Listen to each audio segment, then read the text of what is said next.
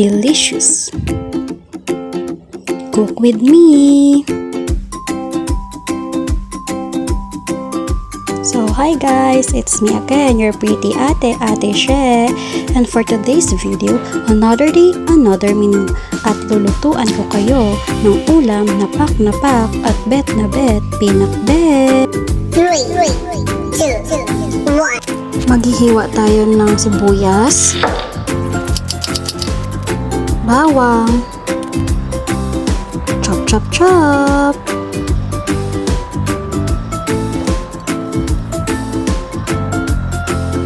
kamatis,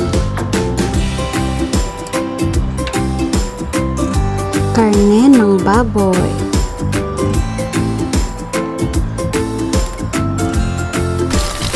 hugasan at tiyaking malinis.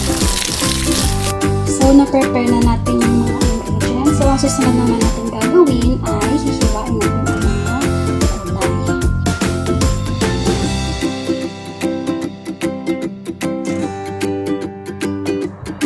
So, hiwain natin yung sitaw.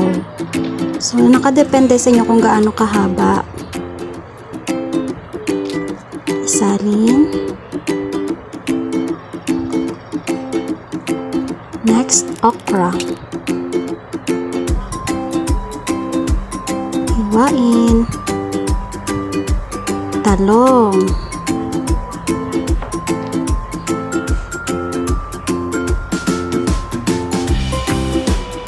Healthy living po tayo.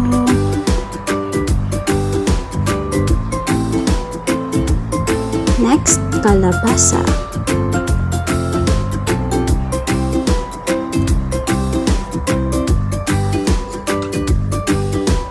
Tanggalin yung balat.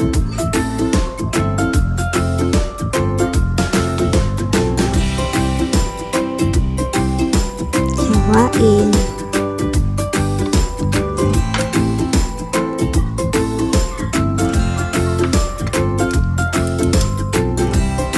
Cube size pwede na.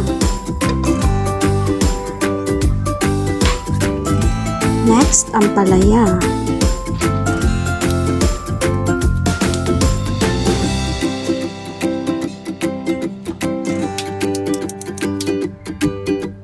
Hiwain.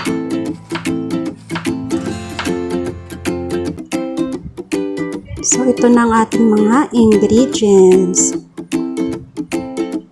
At ready na nating lulutuin ang ating pinakbet, pak, bet na bet. Sa mainit na kawali, maglagay ng mantika. Next, igisa yung bawang.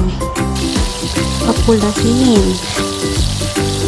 Pag mapula na, pwede nang isunod yung sibuyas.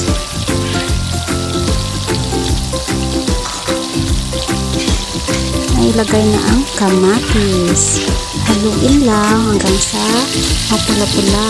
Next, ilagay na ang karne ng baboy. Ilagay na rin yung bagoong. Tapos, toyo, konting asin, tubig, bango.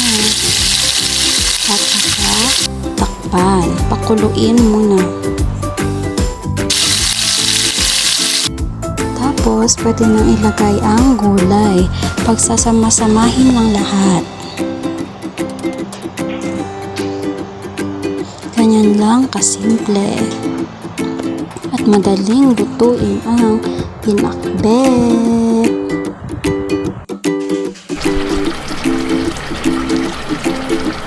Pagkalipas ng ilang minuto, tingnan at tikman kung okay na yung lasa.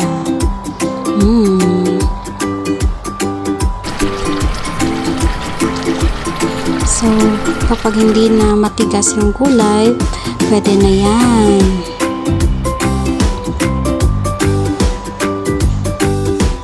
Wow! At ito na ang ating pinakbet! Wow!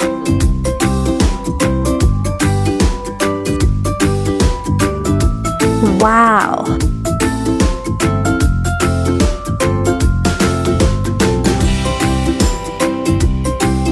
Wow!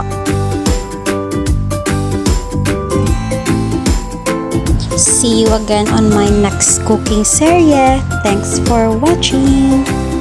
Bye! The different processes in preparing food. First, peeling. Pulling off a piece of the skin of some things while holding it between thumb and fingers and pulling it with hands. Paring. The removal of the outer coating with a sharp knife, paring knife, or peeler. Dicing. The cutting up of raw materials into small cubes. Shelling. Pressing or cracking the hard cover open and drawing out the seeds or meat. Scraping. Pointing the blade of the knife over the surface of the vegetables or fruit and shaving it thinly. Beating. Making a mixture by smoothly introducing air into it. A fork or egg beater is used for beating. Stirring. Mixing the food in circular motion. Slicing. Cutting a whole piece of food like bread, fish, or vegetables. Straining. Separating big pieces of food from the liquid through a bamboo or wine strainer. Chopping. Cutting with quick stroke into small irregular pieces with a chopper or heavy knife. Blending. Mixing all ingredients thoroughly. Grating. Cutting food materials into small pieces or particles by using a grater. Cheese and coconut are usually grated. Draining. Removing the liquid from the food. Marinating. Letting the food in mixture for added flavor as in meat and fish. Pounding. Pulvering ingredients as in pepper or peanut. Shredding. The process of scooping out the edible portion as in buko and melon. So hi guys, it's me again, your pretty Ate She, and for today's video, I will share to you some factors to be considered before planning a meal. So, bear with me.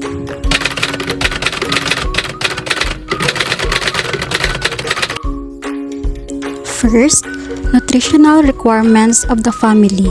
Different nutrients needed by each family member in accordance to his or her age, sex, activity, and health condition should be taken into consideration. Always remember that every meal should include food that will provide essential nutrients in such proportion that they meet all body needs equally well. We should know the number of people to be served. Yes, exactly. Before planning our meal, we should consider the number of people to be served. We should know how many family members or guests will eat so that food will be enough for everyone. Budget and resources. As we all know, among family expenditures, food is the largest item consumed. Food budget determines the amount and quality of food to be bought. You need to check out how much is allotted for the meal, know the equipment needed, and available facilities. Decide on the menu. You should know and consider the likes and dislikes of your family members. Make sure that foods to be served should give satisfaction on the family members. Make sure it is delicious, nutritious, appetizing, and attractive. Offer a variety of food according to color, flavor, consistency, texture, and garnishing. Consider also the family culture and preference. Some families follow certain restrictions in their diet due to their religious belief. Tableware to be used. Make a checklist of all the table appointment to be used for the meal. Cup, saucers, size of the plate, silverware, etc. And lastly, the style of serving or food presentation.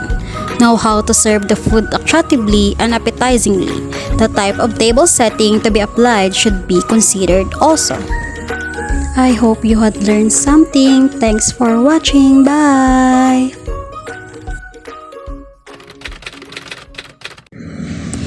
Regardless of the kind of table service which is offered, there are always proper table etiquettes that should be observed. And in this video, I will share to you some table manners which is very helpful and we can use it in our daily lives.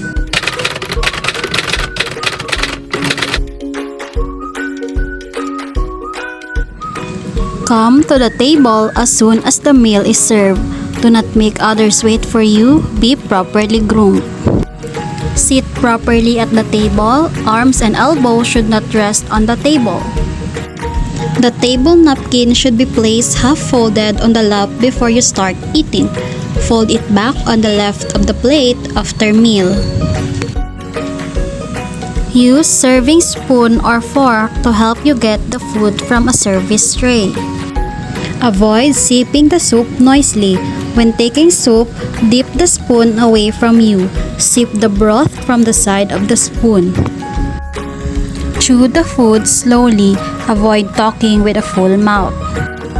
Avoid making unnecessary noise with your silverware. Take only small mouthfuls of food at a time.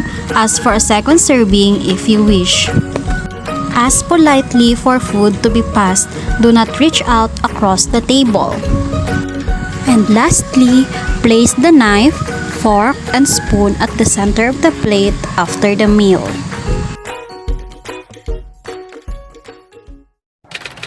Basic rules of kitchen safety. Store knives in a wooden block or in a drawer. Make sure the knives are out of the reach of children. Never cook in a loose clothes and keep long hair tied back. Keep pot holders nearby and use them. Be careful not leave them near an open flame. Never cook while wearing dangling jewelry. Turn pot handles away from the front of the stove so that children can't grab them and adults can't bump into them if they're out of the way. Don't let temperature-sensitive foods sit out in the kitchen like raw meat, fish, and certain dairy products can spoil quickly, so refrigerate or freeze them right away. Wipe up spills immediately. Keep the floor dry so that no one slips or falls. Separate raw meat and poultry from other items whenever you use or store them. These precautions avoid cross-contaminations of harmful bacteria from one food to another. And lastly, wash your hands before handling food and after handling meat or poultry.